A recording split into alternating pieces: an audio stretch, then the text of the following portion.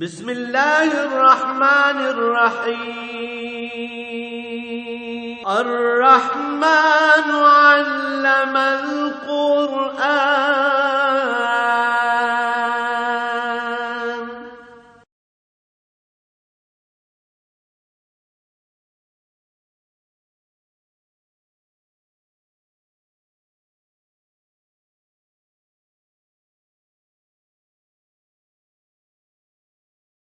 الحمد للہ رب العالمین والصلاة والسلام علی حبیبہ محمد وآلہ وصحبہ اجمعین۔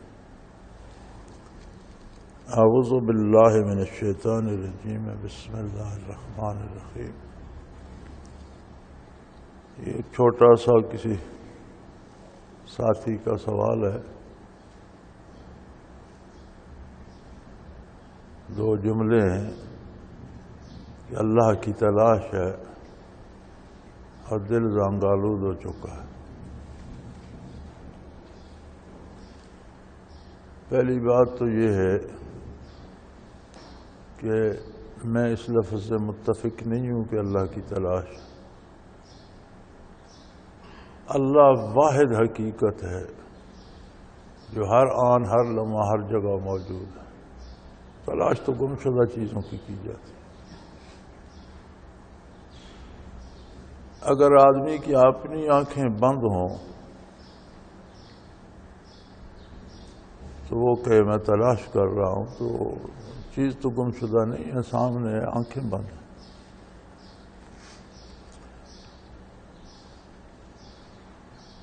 جہاں تک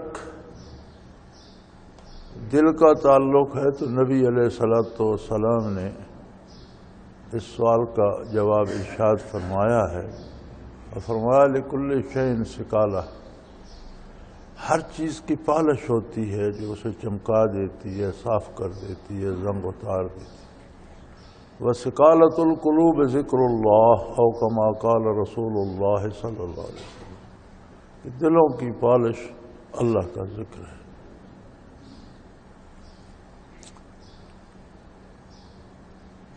ذکر کرنے میں بھی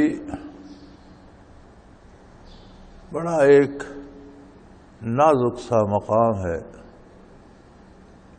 کہ ہم کس مقصد کے لیے ذکر کر رہے ہیں۔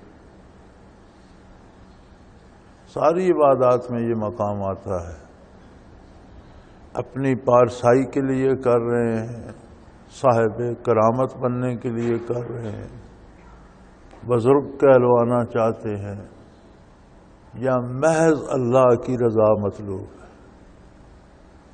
تو ساری دائیں بائیں کی چیزیں چھوڑ کر جب بندہ اس پہ آ جائے کہ محض اللہ کی رضا مطلوب ہے، کوئی مجھے اچھا کہے برا کہے اس کی رائے، میرا مقصد جو ہے وہ خالص ہے اور میں اپنے مقصد کے لیے پورے خلوص سے لگا ہوں، تو پھر دیر نہیں لگتی۔ یہ جو دیر لگتی ہے یہ ہماری طرف سے مختلف پردے حائل ہوتے ہیں، خلوص میں کچھ وہ نکھرا پن نہیں آتا جو ہونا چاہیے۔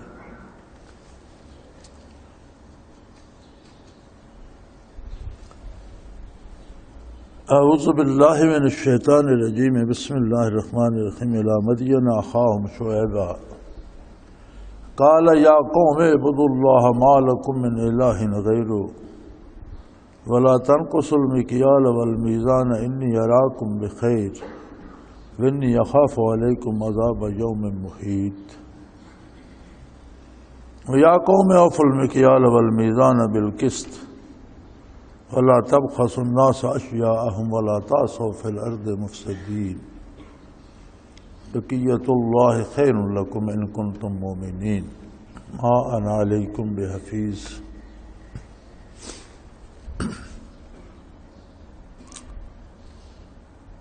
اور اہل مدین کی طرف ہم نے ان کے بھائی شعیب علیہ السلام کو مبعوث فرمایا۔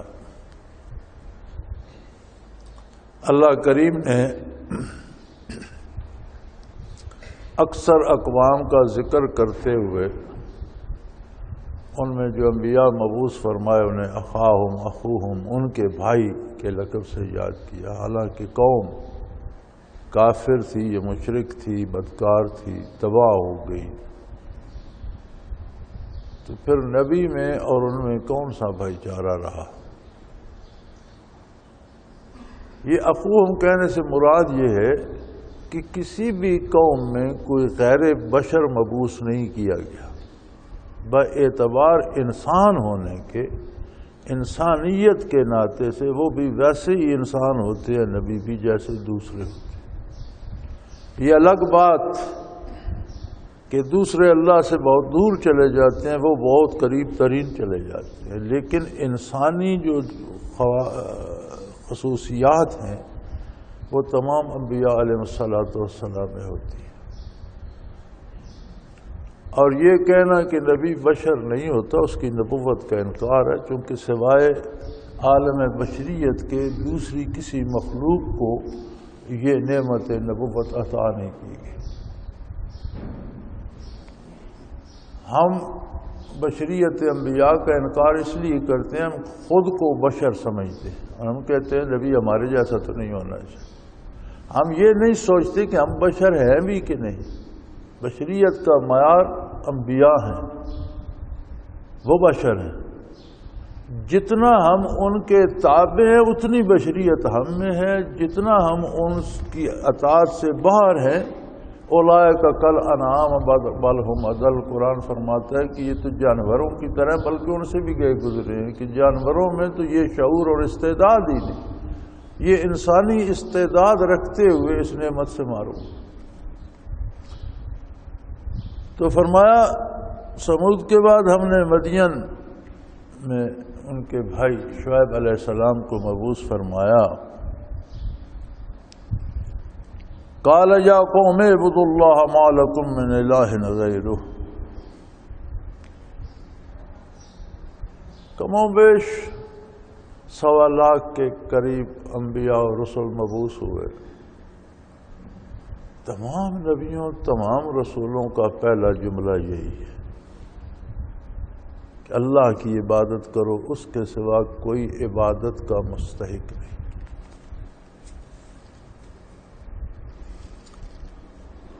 اب لوگ جو بتوں کی پوجا کرتے ہیں وہ بھی یہ کہتے ہیں کہ ہم ان کو تو اس لیے راضی کرتے ہیں کہ یہ اللہ کے قریب ہمیں پہنچا دے، لِيُقَرِّبُونَا إِلَى اللَّهِ زُلْفَىٰ۔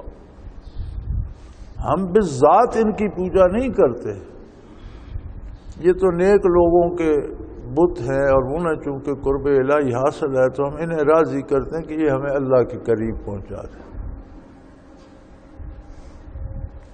انسان ہر برائی کا جواز گھڑ لیتا ہے، اپنے آپ کو سچا ثابت کرنے کے لیے ہر برائی کا جواز گھڑ لیتا ہے۔ لیکن عبادت ہے کیا؟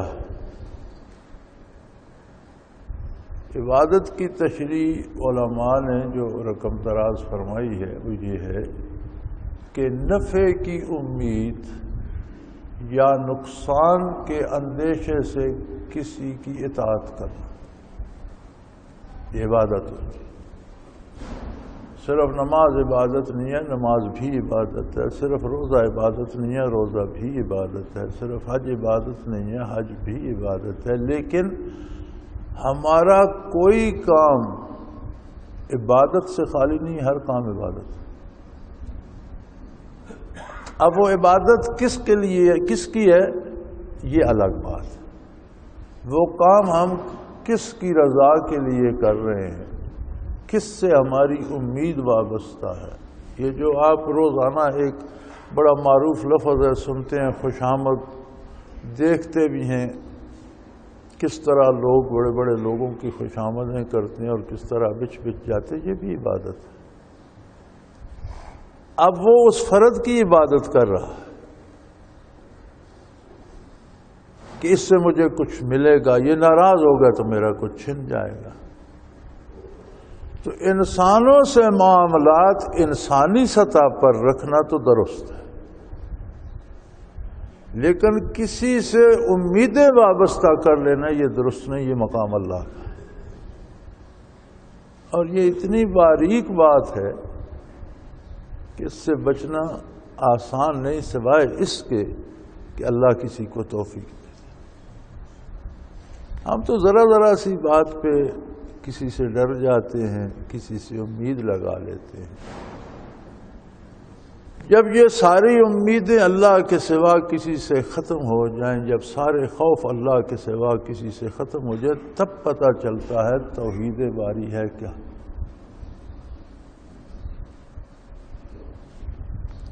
تو ہر نبی نے، جتنے نبی مبعوث ہوئے، سب نے یہ دعوت دی کہ اعبدوا اللہ، عبادت صرف اللہ کی کرو۔ دوسروں سے معاملات، تم بھی مخلوق ہو، وہ بھی مخلوق ہیں، ان سے معاملات کرو، خوبصورتی سے کرو، اچھے طریقے سے کرو، نہایت متین سنجیدہ طریقے سے، شرافت سے کرو، لیکن امیدیں اس کی بارگاہ میں۔ مریدوں کو امیدیں پیر سے ہو جاتی ہیں، پیر صاحب کی امیدیں مریدوں سے ہوتی ہیں کہ میری حاجت روائی یہ کرے۔ عجیب سا انسانی معاشرہ ہے، عجیب ماحول بنا ہے۔ کوئی چاہتا ہے کہ میں بڑا بدنام ہو جاؤں تو میری دہشت پھیل جائے گی، کوئی چاہتا ہے کہ میں بڑا پارسا مشہور ہو جاؤں تو لوگ میری خدمت کریں گے۔ یہ ساری رکاوٹیں ہیں راہ حق کی۔ جب یہ سمجھ آ جائے کہ میں محض ایک بندہ ہوں، مالک اللہ ہے، ساری خوبیاں اس کے لیے ہیں، میں محض ایک محتاج بندہ ہوں جس کی ساری امیدیں اللہ سے وابستہ ہیں۔ وہ مالک ہے، جس حال میں وہ رکھے گا اس حال میں مجھے رہنا ہے۔ مخلوق کے ساتھ حسن سلوک کیوں کرنا ہے؟ اس لیے کہ اللہ کا حکم ہے، اللہ کے نبی صلی اللہ علیہ وسلم کا حکم ہے۔ مخلوق سے دین کے اندر، شریعت کے اندر تعلقات کس طرح رکھنے ہیں؟ اس لیے رکھنے ہیں کہ اللہ راضی ہے، کسی پر احسان نہیں ہے۔ مخلوق سے بگڑنا کس بات کے لیے ہے؟ جس بات کا حکم اللہ دے، اور جتنا حکم دے اتنا بگڑنا، اپنی خواہش کو دخل نہ ہو۔ اب یہ بندہ خود بیٹھ کر تنہائی میں سوچے نا کہ یہ کرنا کتنا مشکل ہے یا آسان ہے، تو سمجھ آتی ہے کہ تو بہت مشکل ہے۔ چنانچہ شعیب علیہ السلام نے بھی قوم کو دعوت دی کہ صرف اللہ کی عبادت کرو، ما لکم من الہ غیر، تمہارے لیے کوئی اس کے سوا کوئی ایسی ہستی نہیں ہے دوسری جو لائق عبادت ہو، جس سے تم امیدیں وابستہ کرو، جس سے تم ڈرو۔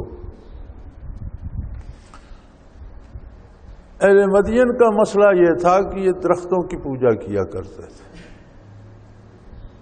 آج کل ہندوؤں میں وہ رسم ابھی تک جاری ہے، شاید ان لوگوں نے وہاں سے لی یا یہ لوگ ان میں سے کوئی لوگ ادھر آ گئے، تو وہ درختوں کی پوجا کرتے تھے اور مختلف انداز انہوں نے اس کے پوجا کے بنائے ہوئے تھے۔ اور دوسرا ان کا طریقہ یہ تھا کہ لین دین میں بڑی ڈنڈی مارتے تھے۔ یہ دونوں باتیں ہندوؤں میں آج کل پائی جاتی ہیں، مستقلاً جو ان کا مزاج ہے۔ سونے کا سکہ چلتا تھا، اس میں سے تھوڑا سا سونا کھرچ لیتے، وہ تھوڑا تھوڑا جمع کرتے رہتے، اسے پوری قیمت پہ چلا دیتے۔ جب مال دیتے تو تھوڑا سا کم ہوتا اور اسے پورا کر کے سمجھا کر دے دیتے، جب لیتے تو تھوڑا سا فالتو لیتے۔ یعنی اگر ایک سیر لینا ہے تو 15 چھٹاک دیتے، اور لینا ہے تو 17 چھٹاک لیتے۔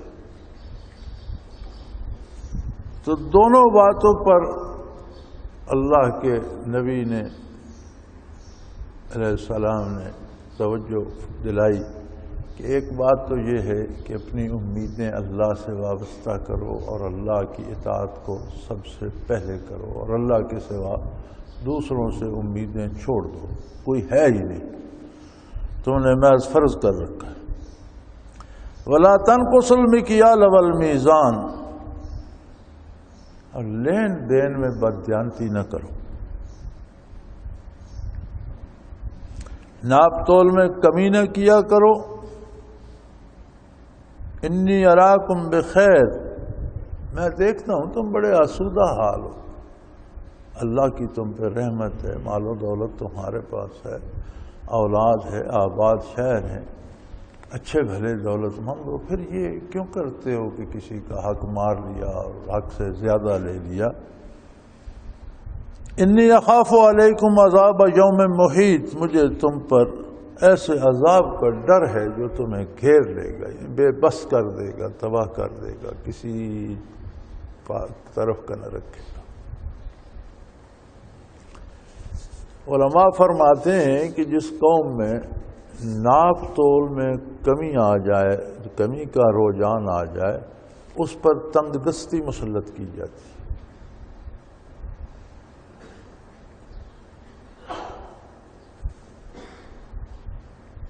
قرآن کریم میں اسے معیشتاً دنکا کہا گیا ہے، تنگ دستی، انتہائی تنگ معیشت، اور اس کی انتہائی صورت یہ ہوتی ہے، ایک تو تنگی یہ ہوتی ہے کہ چیزیں ملتی نہیں، ملنا کم ہو جاتی ہیں، لیکن اس کی آخری صورت میری رائے کے مطابق یہ ہوتی ہے کہ آپ کے پاس وسائل ہیں، چیز نہیں مل رہی۔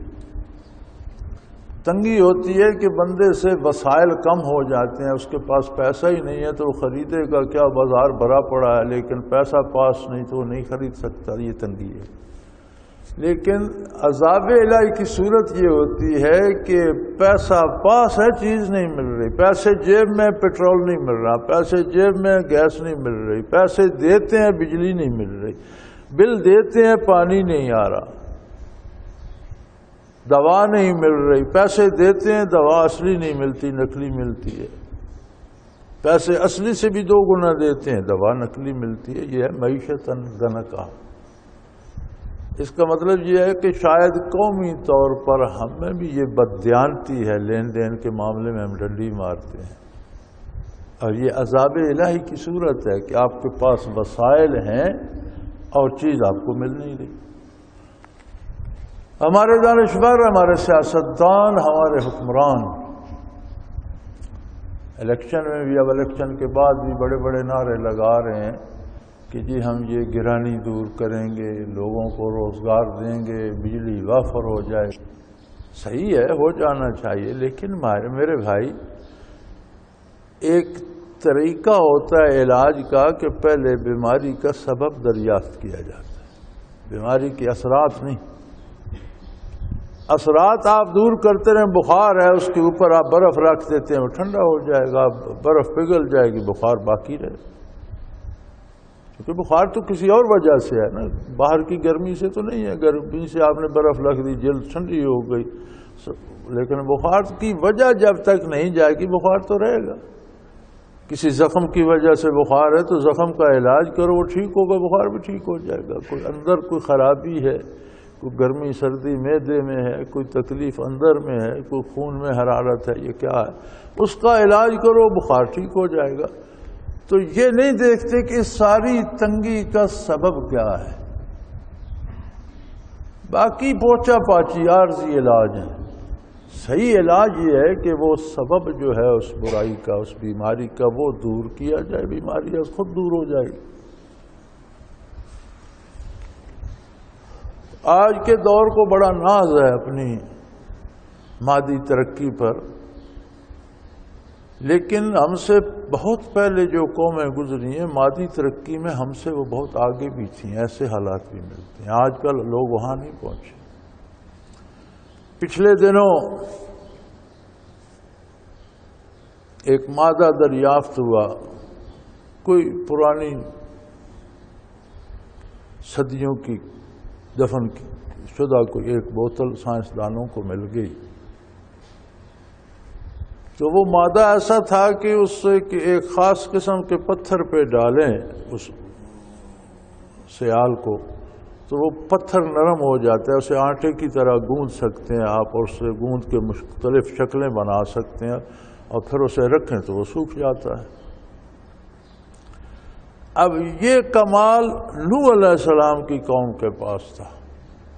ان کے پاس بجلی تو نہیں تھی لیکن وہ سیال مادہ ان کی دریافت تھا، اور انہوں نے ان پتھروں سے بڑے بڑے پلر اور مختلف قسم کی شکلیں صورتیں بنا لی تھیں جو دن میں دھوپ میں چارج ہو جاتی تھی، ساری رات روشنی دیتی تھی. ان کی گلیاں بازار روشن رہتے تھے، سڑکیں روشن رہتی تھی. آج تک ہماری سائنس سے تو ابھی تک وہ دریافت نہیں ہو سکا، بلکہ وہ جو ایک بوتل انہیں ملی تھی اس کا تجزیہ کر رہے تھے، وہ بھی گر کر ضائع ہو گئے. لیکن سائنس کو یہ سمجھ آ گئی کہ وہ لوگ ان معاملات میں ہم سے بہت آگے تھے. اللہ کریم نے تمام انسانوں کو اذہان دیے ہیں، وہ مادی چیزیں سوچتے ایجاد. ان کی گمراہی کا سبب بھی یہی تھا کہ وہ مادی ترقی بہت کر چکے تھے. اور جب نوح علیہ السلام اپنا بحری جہاز بنا رہے تھے تو وہ دیکھ کر مذاق اڑایا کرتے تھے کہ بابا جی صحرا میں جہاز چلائیں گے، کشتی بنا رہے ہیں اور ریگستان میں بنا رہے ہیں، ریت پر جہاز چلائیں گے. تو اس پہ نہیں جانا چاہیے. مادی ترقی جتنی ہے یہ ذہنی ایجاد اور یہ اللہ کی عطا ہے، چیزیں اس نے پیدا کی ہیں. یہاں تو کوئی ایک جملہ لکھ لینا تو کہتے ہیں میں اس جملے کا خالق ہوں، اس کتاب کا خالق ہوں، اس غزل کا خالق ہوں. خالق وہ ہے جس نے چیزوں کو عدم سے وجود دیا. ان وجودوں کو جمع کر کے ایک نئی چیز بنانے والا اگر خالق ہے تو پھر ساری عورتیں خالق ہیں جو چند مختلف چیزوں کو ملا کر مزیدار سالن بنا لیتی. ایسے ہی سائنسدان بھی مختلف چیزوں کو ملا کر ایک نئی چیز بنا لیتے ہیں نا. خالق بہت وسیع المطلب لفظ ہے اور یہ صرف صادق آتا ہے اللہ کریم کی ذات پر، اس کی صفت ہے. تو حضرت شعیب علیہ السلام نے فرمایا کہ تم بھی لینے دینے میں ڈنڈی مارتے ہو، حالانکہ تم محتاج فقیر. یہ نہیں کہ محتاج کے لیے جائز ہے، فرمایا کوئی محتاج تو لالچ کرے تو سمجھ میں آتا ہے، تم تو اچھے بھلے کھاتے پیتے اللہ سے کی ہر نعمت تمہارے پاس موجود ہے، پھر ایسا کیوں کرتے ہو. اور فرمایا اس کا نتیجہ یہ ہے کہ تم پر ایسا عذاب آ جائے گا جو جدھر جاؤ گے آگے کھڑا ہوگا. جیسے آج کل اللہ ہمیں معاف کر دے اور اس مصیبت سے نجات دے دے اور توفیق دے دے کہ ہم اپنی اصلاح کر لیں. ہم جدھر جائیں آگے سے مصیبت کھڑی ہے. کوئی چیز لینے جائیں، کوئی چیز بیچنے جائیں، کہیں کسی طرف کسی سمت منہ کرو، علاج کے لیے جاؤ تو مصیبت ہے، کوئی کام کرنے جاؤ تو مصیبت ہے، پینشن لینے جاؤ، تنخواہ لینے جاؤ تو اگلے رشوت مانگتے ہیں. کمال کیا مصیبت ہے. کیا یہ عذاب الہی نہیں ہے کہ ایک شخص نے 20 سال 30 سال ملازمت کی، پینشن اس کا حق ہے، لیکن لینے جاؤ تو رشوت دو گے تو ملے گی نہیں، دھکے کھاتے آ جاؤ. عجیب بات. تو یہ عذاب الہی ہے. اس کا علاج ہے کہ ہم توبہ کریں اور اپنی اصلاح کر لیں تو انشاءاللہ یہ سارے معاملات درست ہو جائیں. ہر کوئی اپنی دیانت امانت سے کام کرنا شروع کرے گا تو رشوت ختم ہو جائے گی. اور یہاں آپ روزانہ سنتے ہیں، پڑھتے ہیں، اخباروں میں ٹیلی ویژن پہ سنتے ہیں، جس شعبے کی بات ہوتی ہے اس میں اربوں کی بددیانتی ہوتی ہے، کروڑوں کی بھی کبھی نہیں سنی. ہر محکمے میں اربوں کی بددیانتی ہوتی ہے، اربوں کا غفل ہوتا ہے. یہی حال رہے گا. اور مزے کی بات یہ ہے کہ یہ صرف اوپر نہیں ہے، عام آدمی کا بھی یہی حال ہے. بازار جاؤ، اچھی دالوں میں گھٹیا دالیں ملا دیں گے، اچھی گندوں میں گھٹیا گندوں ملا دیں گے اور بیچیں گے بہت اعلیٰ قیمت پر. قصاب مردار اٹھا کے لے آئیں گے اور گوشت کاٹ کے تازہ گوشت بیچ دیں گے. کل پرسوں کی خبر تھی کہ 2 قصاب پتنی کتنے پکڑے گئے. 56 یہ کتنا 52 یہ 56 من گوشت کہیں جنگ سے اٹھا لائے جو مردار تھا. کیسی قوم ہے؟ کس بات کن نتائج کی ہم توقع رکھتے ہیں؟ بیجتے کیا ہیں، کاشت کیا کرتے ہیں اور برداشت کیا کرنا چاہتے ہیں؟ تو یہ بات شعیب علیہ السلام نے قوم کو سمجھائی کہ میں تمہیں دیکھتا ہوں تم آسودہ حال ہو، اور مجھے ڈر ہے کہ باوجود آسودہ حالی کے کہیں ایسا نہ ہو کہ تم پیسے اٹھائے پھرتے اور تمہیں کوئی چیز نہ مل رہی، اللہ کا عذاب تمہیں گھیر لے اور تم پریشان ہو جاؤ۔ وَيَا قَوْمِ أَوْفُوا الْمِكْيَالَ وَالْمِيزَانَ بِالْقِسْطِ، اے میری قوم ناپ تول انصاف کے ساتھ پورا کیا کر، لینے میں بھی دینے میں بھی، قیمت بھی پوری لو، مال بھی پورا دو، خریدتے ہو تو قیمت بھی پوری دو، مال بھی پورا لو، اور انصاف کے ساتھ کرو۔ وَلَا تَبْخَسُوا النَّاسَ أَشْيَاءَهُمْ، اور لوگوں کو کم چیزیں دینے کا رجحان چھوڑ دو، ناپ تول میں کمی کا رجحان چھوڑ دو۔ وَلَا تَعْثَوْا فِي الْأَرْضِ مُفْسِدِينَ، چونکہ یہ جو ناپ تول کی کمی ہے یہ زمین پر فساد برپا کر دیتی ہے، اور تم ایک دوسرے کے گلے کاٹنے لگ جاؤ گے، اور تم ایک دوسرے کو قتل کرنے لگ جاؤ گے، تباہی آ جائے گی۔ اس سے توبہ کرو اور اپنی اصلاح کرو۔ آج کل یہ مسئلہ بھی ہمارا ہے کہ دہشت گردی ہو رہی ہے، اور وہ ذرائع کرام صرف فتوے دیتے رہتے ہیں کہ یہ جو مسلمانوں کو مار رہے ہیں یہ مسلمان نہیں ہے۔ ابھی تو تمہارا کام انصاف کرنا ہے، فتوے دینا نہیں۔ اور پھر جب کہیں کو قتل ہو جاتا ہے، دہشت گردی ہوتی ہے، کہتے ہیں ہم اس کی مذمت کرتے ہیں۔ یار مذمت کرنا تمہارا کام نہیں ہے، تمہارا کام ہے انصاف مہیا کرنا۔ اپنا کام نہیں کرتے، مذمت کرتے ہیں۔ مذمت کون، اس کی تائید کون کرتا ہے؟ ساری دنیا مذمت کرتی ہے، ایک برا کام ہے، پھر تم نے بھی مذمت کر دی تو کیا تیر مارا؟ سو فرمایا وَلَا تَعْثَوْا فِي الْأَرْضِ مُفْسِدِينَ، زمین پر فساد نہ پھیلاؤ۔ یہ ناپ تول کی کمی، بددیانتی۔ علماء فرماتے ہیں کہ یہ بھی ناپ تول میں کمی ہے کہ ایک آدمی تنخواہ پوری لے لیتا ہے، کام میں ڈنڈی مارتا ہے، کام پورا نہیں کرتا۔ کسی چیز کی اجرت پوری لے لینا اور اس کو بھرپور طریقے سے انصاف سے ادا نہ کرنا، یہ ساری ناپ تول میں کمی ہے۔ خواہ وہ دفتر میں ہو، ملازمت میں ہو، ایک طبیب فیس لے لیتا ہے اور مریض کی پرواہ نہیں کرتا، یہ سارا اس میں آ جاتا ہے۔ وکیل فیس لے لیتا ہے اور پھر وہ مدعی دھکے کھاتا پھرتا ہے، وہ کبھی ہڑتال پہ ہوتا ہے، کبھی کہیں ہوتا ہے کہ وہ ملتا ہی نہیں، قابو نہیں آتا۔ مجسٹریٹ تنخواہ لے لیتا ہے، مقدموں کے فیصلے نہیں کرتا، جی چاہتا ہے تو دفتر میں آتا ہے، نہیں تو جی میٹنگ چل رہی ہے، بیٹھ کر ریٹائرنگ روم میں سگریٹ پی رہا ہوتا ہے، میٹنگ چل رہی ہے۔ میں ایک دفعہ، مجھے تو اللہ کا شکر ہے کم جانا ہوتا ہے، تو ایک دفعہ کام تھا ڈی سی سے، تو میں ضلعی دفتر گیا تو انہوں نے کہا جی میٹنگ ہو رہی ہے۔ میں دروازہ کھول کے اندر چلا گیا، اندر سارے مجسٹریٹوں سمیت ڈی سی صاحب بیٹھے کرکٹ کا میچ دیکھ رہے تھے، اور باہر لوگ ذلیل ہو، اندر جی میٹنگ ہو۔ تو یہ ساری اسی میں آتی ہے، ناپ تول کی کمی میں آتی ہے۔ یہ جو اجرت اور اس کا معاوضہ دینے کا معاملہ جہاں بھی ہوتا ہے اس میں ڈنڈی مارنا اسی میں آتا ہے۔ اور فرمایا اس سے زمین پر فساد پھیلے گا، تم پر ایسی مصیبت آئے گی کہ ایک دوسرے کو قتل کرتے پھرتے ہو۔ ہم اپنا حال آج دیکھیں تو ہم اسی آیت کا مصداق ہیں۔ مارنے والے کو پتہ نہیں میں نے کس کو مار دیا، اور مرنے والے کو پتہ نہیں مجھے کس نے مار دیا، کیوں مار دیا۔ اور دہشت گردی روکنے کے نعرے لگ رہے ہیں، دعوے ہو رہے ہیں، لیکن رکنے کا نام نہیں لیتی، اس کا اصل سبب کوئی تلاش نہیں کرتا۔ یہ جو حکمران طبقے کی بددیانتیاں ہیں، عیاشیاں ہیں، بددیانتی ہے لین دین میں، عہدے تنخواہیں مراعات پوری لیتے ہیں، کام پورا نہیں کرتے۔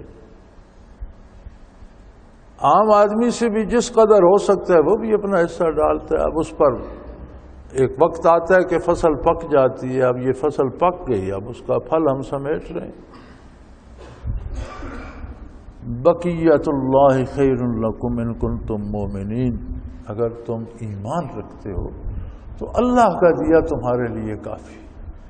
جو حلال وسائل سے، جائز وسائل سے آتا ہے اس پہ قناعت کرو، اللہ کی عطا سمجھو اسے اور اس پہ قناعت کرو۔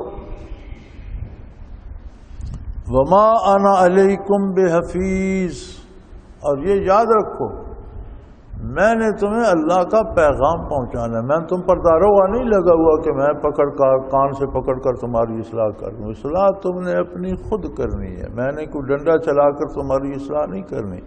ہاں میرا کام ہے کہ اللہ کا پیغام تم تک پہنچا دوں. آگے معاملہ تمہارے اور تمہارے اللہ کے درمیان ہے.